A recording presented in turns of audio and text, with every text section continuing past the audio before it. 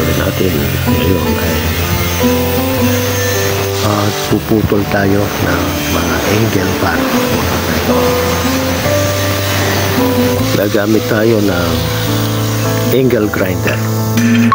Ang bala niya ay cutting disc, mga idol.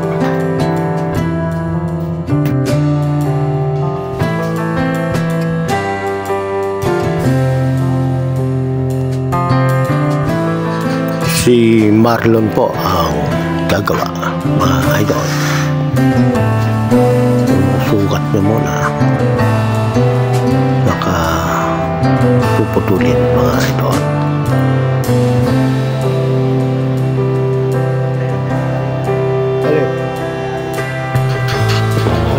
Trabaho na, nagmaritisan pa kayong dalawa, mga idol. Ano ba yung pinag-uusapan nyo dyan? Ha? Uy, pera na pinag-uusapan nyo dyan, mga idol. Magkakakitaan ba yan? Ha?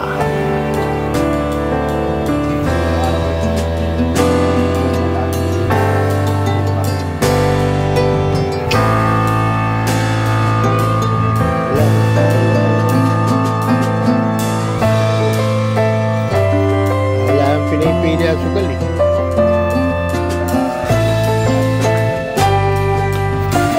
Okay, mga idol, tuloy na ang trabaho. Yan, mga idol. Kailangan maganda ang pulso mo. Puputol ka ng mga hindi pwede yung gigewang-gewang ang kamay mo. Mapuputol ang cutting disc, mga idol. Delikado yun kung naputol. Kaya tingnan nyo na hindi, mga idol. Diretso. Diretso lang. Putol.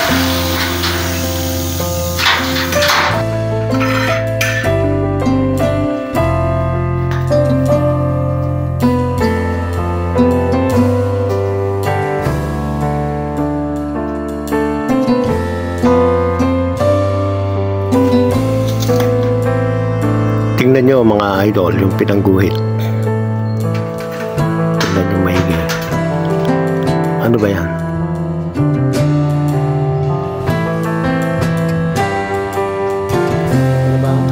Kapis yan, mga idol. Kapis shell. Gandang pangguhit. Parang chok, mga idol. Ingat lang pagka ganyan, mga idol.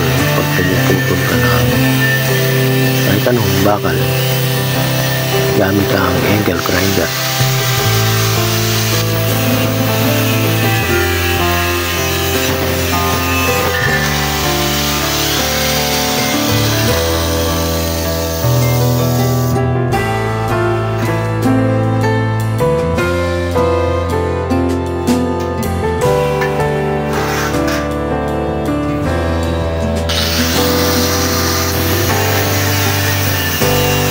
Mabilis gamitin ang angle grinder, pamutol, mga idol. Sa lagari ba talaga ang angle grinder.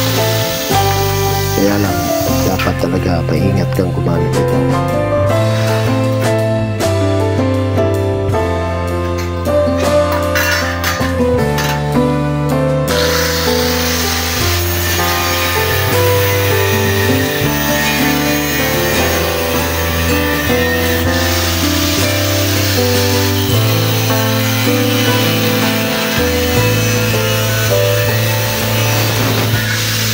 Yan, kompleto na, mga idol.